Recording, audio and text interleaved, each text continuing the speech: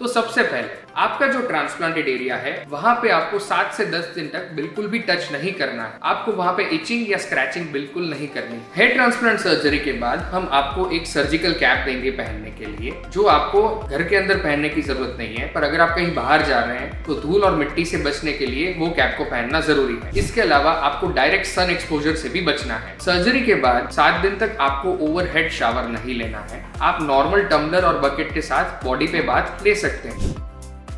Hair transplant के बाद आपको कौन कौन सी मेडिसिन प्रिस्क्राइब की जाती है? सबसे पहले होती है एक एंटीबायोटिक टैबलेट जो आपको सुबह शाम 5 डेज के लिए लेनी होती है। दूसरी टैबलेट एक एंटी इन्फ्लेमेटरी मेडिसिन है जो सर्जरी के बाद होने वाले स्वेलिंग को प्रिवेंट या रिड्यूस करती है। तीसरी मेडिसिन एक पेन किलर टैबलेट है। अगर आपको सर्जरी के दिन हेड हैवी लगे या फिर पेन हो तो आप इस टैबलेट को ले सकते हैं। और इन सब के साथ एक एसिडिटी की कैप्सूल होती है जो आपको सुबह भूखे पेट लेनी होती है। इसके अलावा एक एंटीबायोटिक की ट्यूब आती है जो आपको सुबह शाम डोनर एरिया पे लगानी होती है जब तक डोनर एरिया पूरी तरह से हील ना हो जाए।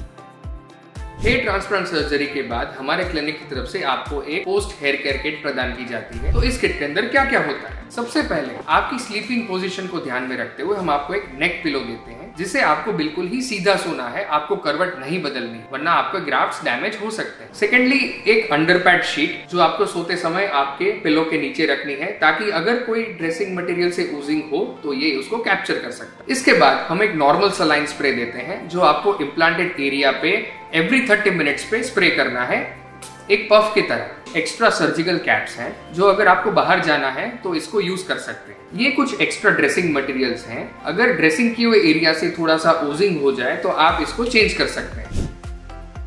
तो सर्जरी के बाद आपके हैबिट्स और एक्टिविटीज में क्या ध्यान रखना है? सबसे पहले अल्कोहल, स्मोकिंग या फिर टोबैको आपको एटलीस्ट 2 to 3 वीक्स अवॉइड करना चाहिए। अगर आप हेवी एक्सरसाइज या फिर जिम करते हैं या फिर स्विमिंग या ऐसी कोई एक्टिविटी करते हैं जिससे बॉडी को बहुत ज्यादा एक्सर्शन या फिर स्वेटिंग होता है तो आपको इसे एटलीस्ट 3 to 4 वीक्स अवॉइड करना चाहिए। आप routine jogging and walking continue कर सकते हैं। To know more, visit our website zivaclinic.com.